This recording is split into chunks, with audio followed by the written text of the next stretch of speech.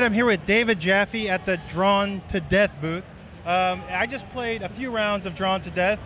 First things I want to ask is, tell me a little bit about the art inspiration behind this game. Where did that come from, and why is it so twisted?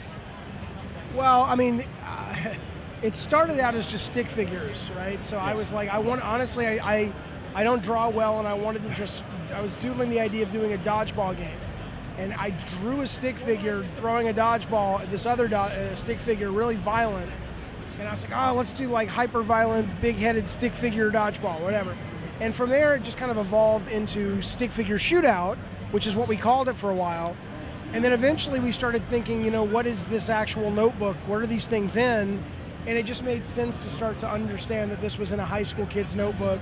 And from that, the art style just evolved to reflect what a lot of people at that age, 16, 17, 18, are actually kind of drawing in the margins of their notebooks when they, I guess, should be paying attention in school that are fucking around in their notebooks. And this was meant to reflect that. Cool. So that saying twisted wasn't an accident. I'm a huge Twisted Metal fan. Yeah. I remember in the past. It was very clever. Yeah. Inside I was laughing. Thank you. You're welcome. No, you're welcome. It was great.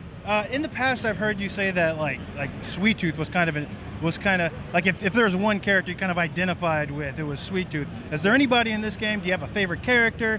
Is the demon guy you, or is the teddy bear head dude you? Well, I mean, okay, so a favorite character is more about the mechanics, right? Sure, I mean, sure. All the characters are extremely different.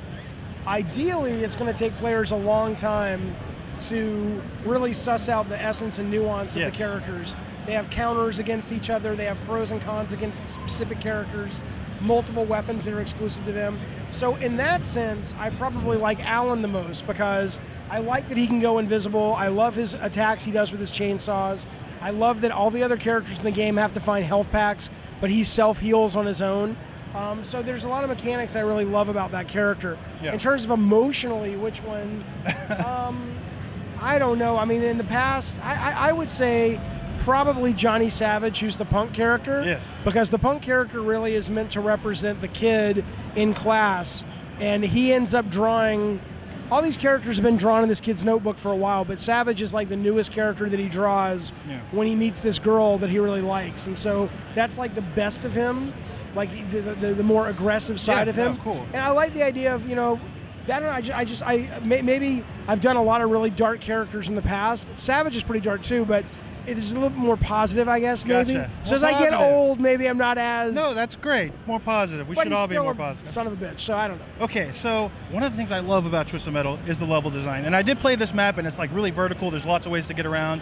That demon dude could fly or anything. But one of the things I liked about Twisted Metal is there's lots of secrets, kind of destructible walls, hidden areas. Is that stuff going to be in this game, or...? Oh yeah, it's all in this game. The level that we have in Alien Town, which we also have here, I don't know if you played that one. I know it. That one has secrets that you can find. Like you go into this, I'll pitch you one of them that we have on display here. Awesome. So there's a fountain in the middle of the level, and there's a character sitting on the fountain, and he's shitting, and poop is coming out as it does. So if you jump down in the fountain, you'll realize that there's this secret area with this thing that looks kind of like a butthole. Yeah. And if you shoot the butthole, these hands, these graffiti hands that have been drawn into the wall. Are you all right? You're twitching a little bit. No, this is good. This is good. I like this. So the hands pull the butthole open, and all this sort of poop comes out. The goatsy secret. And if you jump in there, you get like you destroy the fountain and you've discovered a shortcut. Oh. There's another one in there. That whole level is built around these aliens that have taken over Earth. This is one of the level designers right here. I hear him listening and laughing. Sick, man. That was sick. Yeah. The other one is in that level at the moment, this giant tentacled octopus monster, and there's this big splot of blood on the ground. And if you think, there's a good pickup right by that blood too. Yeah. So if you think to shoot the tentacle monster in the eyeball, he gets pissed. He's got a taxi cab in one of his hands, and he slams it down into that area. A taxi cab. So you can set up the ability to kill people using the level that way. This level has, the walls all rotate, lower and raise. So right now you're in this maze up here that rotates around at times. But if you go underground, they're starting to move, as you can see. Yeah. If you go underground, the whole area is wide open. but in a minute these will recess and go down into the environment.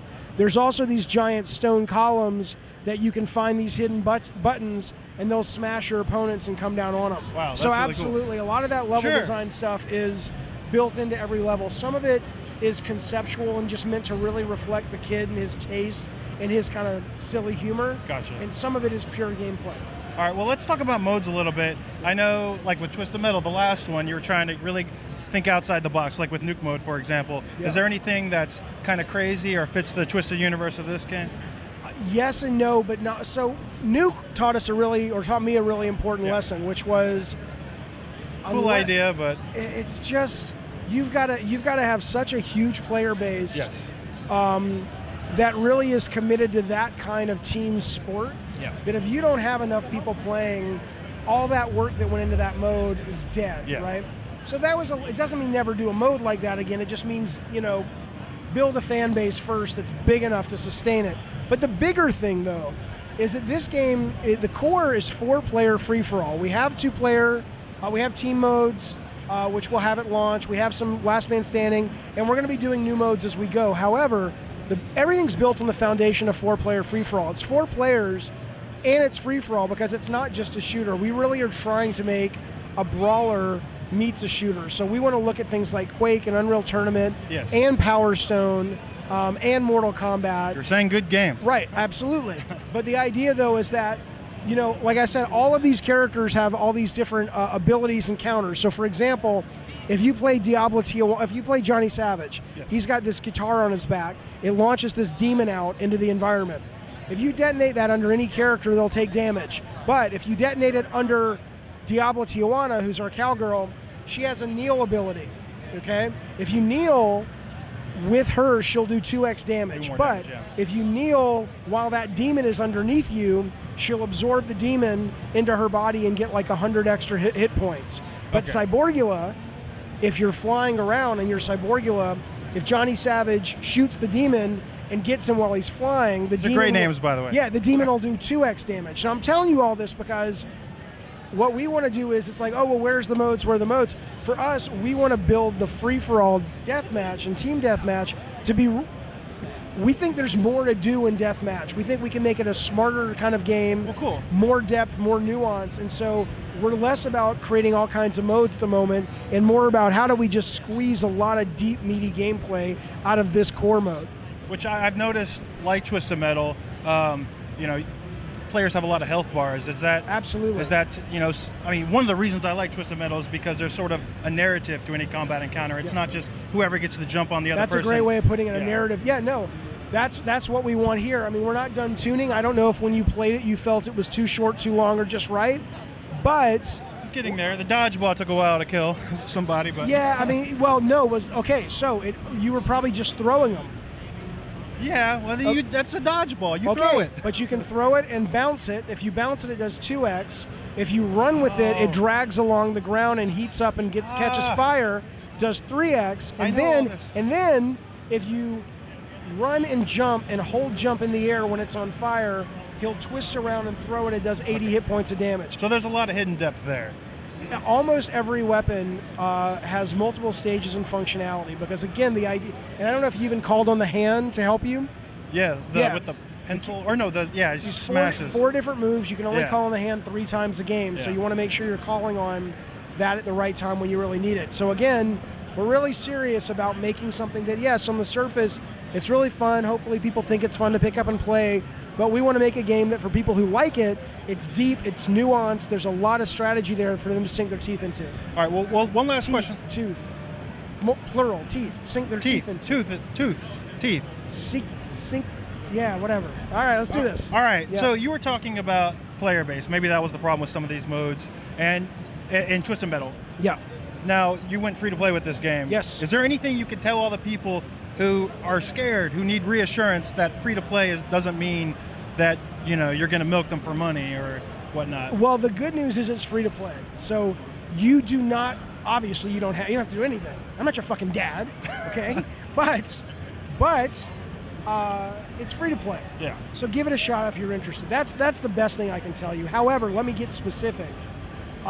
We met with Scott Rohde, who runs Sony America. We met with a lot of people about this game who were interested in making it, but we had no interest. The way we say it is we say we're making a free-to-play game made by a team who fucking hates free-to-play, okay? So there's not an ounce of what exists in free-to-play business models that any of us on the team like. We despise it. But what we love about it is the wide net. We love that we get to have more players give our game a shot that in the past might say, well, I don't want to plunk down $19.99 right now, or I don't want to plunk down $9.99 right now. And I love that part. So we were asking ourselves, how can we do free-to-play that is good business, so it allows us to make money to keep making content, but avoids all the stuff that we hate. Yeah. So Dodgeball Dan is a good example, right? So Dodgeball Dan is a really cool weapon, but he comes at a disadvantage. So he's more powerful, say, than an AK-47, but you have to work really hard to get it that powerful, and you have to kind of, that comes at a cost of reload time and how long it takes to get up to that amount of damage. Gotcha. So the goal is every weapon is going to be equal but different, basically. Yeah. And every character is going to be equal but different. We're not charging a lot for stuff. We have a model that lets you rent almost everything first, and the rental price applies to the purchase price. So let's say a weapon is $1. Dodgeball Dan will cost you $1. You're like, I don't know if I even want to spend that. That's fine. $1 is $1, right?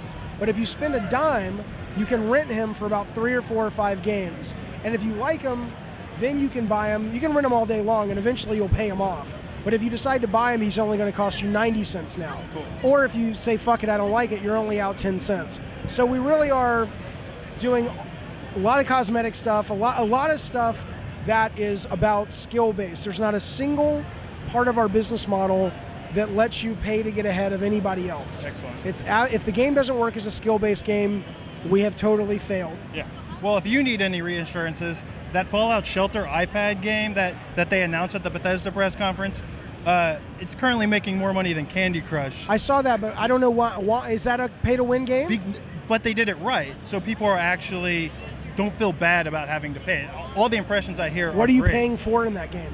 You're paying for it's not energy thing. It's more just like you're paying for a chance to get more loot. Like kind of like packs and stuff, maybe a little bit more like Hearthstone, but okay. I mean, we're not even doing that, to be fair. We're not.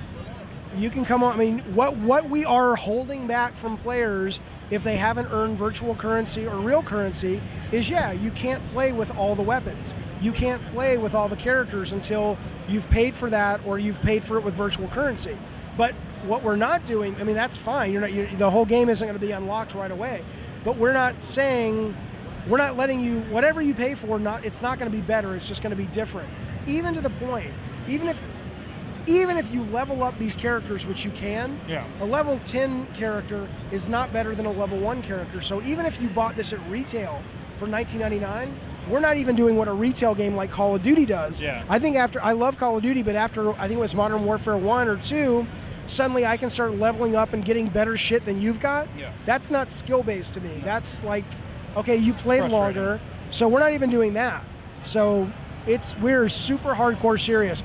Are we going to make money enough to stay in business? I don't fucking know, but I don't want to do this game. The team doesn't want to do this game. Sony doesn't want to do this game unless we can actually make a skill-based game that's fair, that happens to be free to play. Gotcha. Well, I liked what I played. I'm going to play some more. Good. Thanks for your time. Thank you, guys. And check out 4playernetwork.com for more interviews and videos at E3 2015.